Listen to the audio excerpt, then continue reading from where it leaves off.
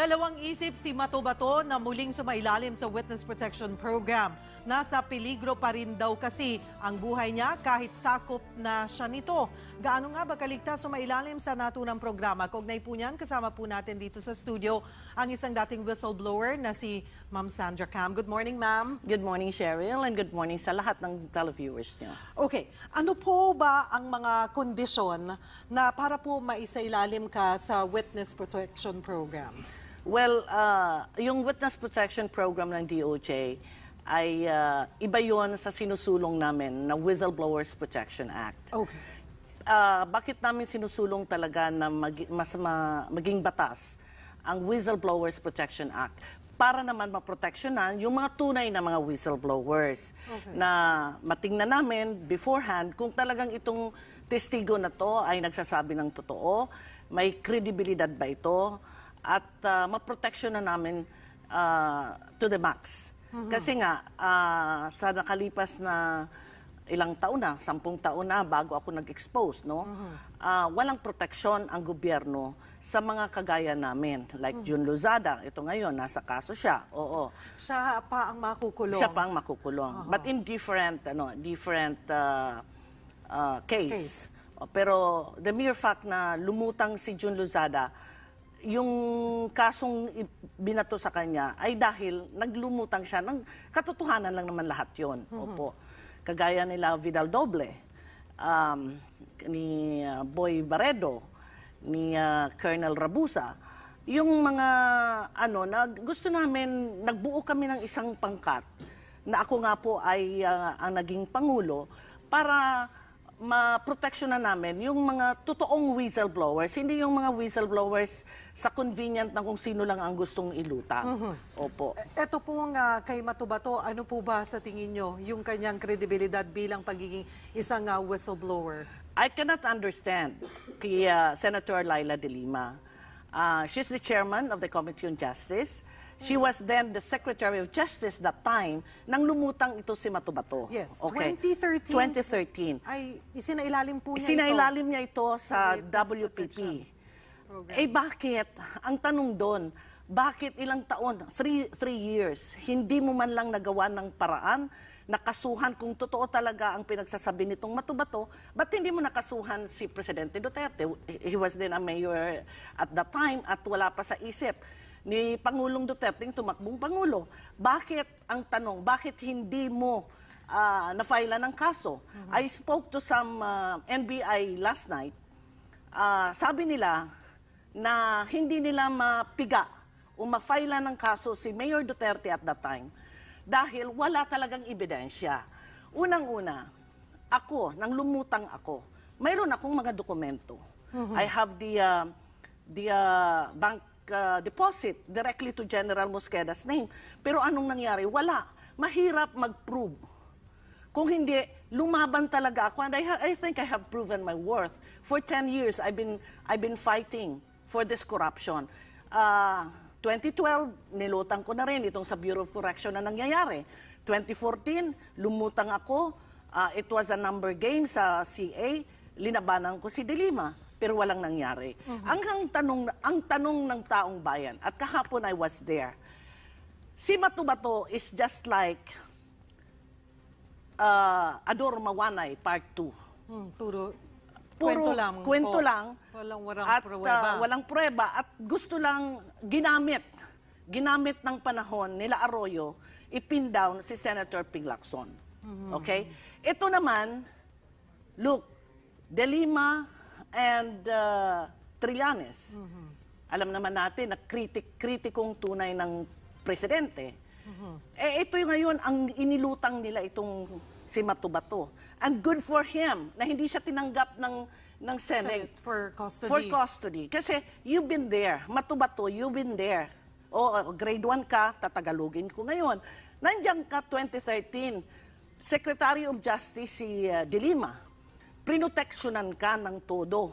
Eh bakit hindi nakasuhan si Mayor Rodrigo Duterte before? Bakit ngayon ka lang ilinutang? Ito actually, hindi ito nagpalutang. Ilinutang nitong si De Lima at saka si Trillanes kasi si De Lima nakakaramdam na malalaglag siya sa kanyang upuan, yung arte niyang ganyan, yung mga antics niyang ganyan, antayin mo na dumating ang investigasyon ng Kongreso dahil airtight na po ang aming mga testigo. At ito ay hindi gawa-gawa. May ebidensya kung paano kumuha ng pera sa droga para sa kanyang kampanya. So, ito ay parang minadali niya para ma-preempt niya kami na ilutang ang aming mga witnesses. Pero Secretary de Lima, you were then the Secretary of Justice. Matapang ka. Sabi mo, matigas ang dibdib mo. Bakit for 3 years? Ayan ang tanong. Bakit for 3 years na inalagaan mo ito si Matubato, hindi ka nakafile ng kaso? And isinailalim siya sa Witness Protection Program. Samantalang kayo po, sinasabi nyo nga, ay wala po kayong ebidensya that time, pero you weren't granted to be under the Witness Protection Program No, that time. I had. So, parang lumalabas po ay parang politika po ito. Depende kung sino ang nakaupo Kung ang sino ang nakaupo. administrasyon. That time, marami po akong ebidensya. Mayroon po ako ng mga bank deposits directly sa bangko ni General Mosqueda. Pero, tinanggal din ako. I was under the Senate. Senate custody for Senate custody for 3 months. Tapos tinanggal ako. The Senate President at that time is Drilon. Ang nag-alaga po sa akin, which up to now, utang na loob ko sa simbahang Katoliko. And of course, ang nagbigay po sa amin, at hanggang ngayon, yung mga whistleblowers na napariwara, it's only Senator Ping Lacson. Walang nag-lift ng finger dyan. It's only Senator Ping Lacson who went out of his way na mabigyan ng kahit kunti, buwan-buwan, panggamot ang iba naming kasamahan. Okay. Tugon po so ang lumalabas po bilang pong isang whistleblower po kayo at ganun din po ikinukonsidera itong si Matubato, regardless of doon po sa credibility at this point, it seems like ano po ang dapat ngayon na lamanin ng Whistleblower Act na gusto nga pong palakasin ng administrasyong ito para mas maproteksyonan yung dapat karapat-dapat ng mga whistleblower? Yan po, Cheryl. I've been asking for the passage of the Whistleblowers Protection Act. Kasi Whistleblowers Protection Act is different from the Witness Protection Program. Gusto namin na mapaigting talaga itong batas na to, regardless kung sino ang nakaupo. Kasi ang karamihan dito ngayon, ang whistleblower ay ito yung mga from the inside ng gobyerno na lumulutang against sa mga empleyado o opisyalis ng gobyerno. Yan po ang rason kung bakit talagang linalaban namin since 2005. Pero wala. And I'm hoping that this administration will give us the Whistleblowers Protection Act na hinahanap namin. Opo. Na it seems like talaga pong makakakuha ng suporta dahil po ito ay nakakuha na ng suporta kay Pangulong Duterte. Po, ang gusto po niya ay maipasa nga po ito. Okay, you're a supporter and you're a friend of President Duterte. Bilang kaibigan po ni Pangulong Duterte, ano pong pagkakakilala niyo po sa mga tauhan nito at mga kaanak niya? Well, si President Duterte po ay isang matigas at may political will na tao. Kung sinasabi nga ni Matubato na ang pinapatay nila yung mga snatcher, mga drug addicts, well, ako sa akin, like what's happening now, I do agree ng mga pinagagawa ng ating Pangulo ngayon dahil he really would like to have a peace. Magkaroon tayo ng makatulog tayo man lang kahit papano ang mga anak natin makalabas ng lansangan. Hindi kagaya ngayon. Itong mga human rights advocates na to, tingnan mo, pag ang kriminal napatay, human rights. Pag ang kriminal, itong mga basura ng sosyedad natin, ang pumatay, wala. Look what happened to the Davao Blast. Inaano ko si Gascon ngayon. Bakit wala kayong ingay? Ilang tao ang napatay, ilang inosenteng namatay sa Davao Blast.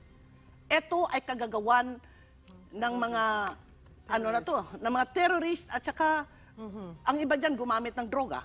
O ngayon, sagutin niyo ako ng mga human rights advocates na yan. Kung ang pulis napatay, okay lang, wala kang marinig. Pero pag ang pulis nakapatay ng kriminal, andyan, marami kayong naka-ngaw. Actually, yesterday, I saw some of these human rights advocate. Palakpak sila ng palakpak doon sa Matubato na yon. Tiningnan ko at sinabihan ko yung isa, hanggang saan yung palakpak nyo?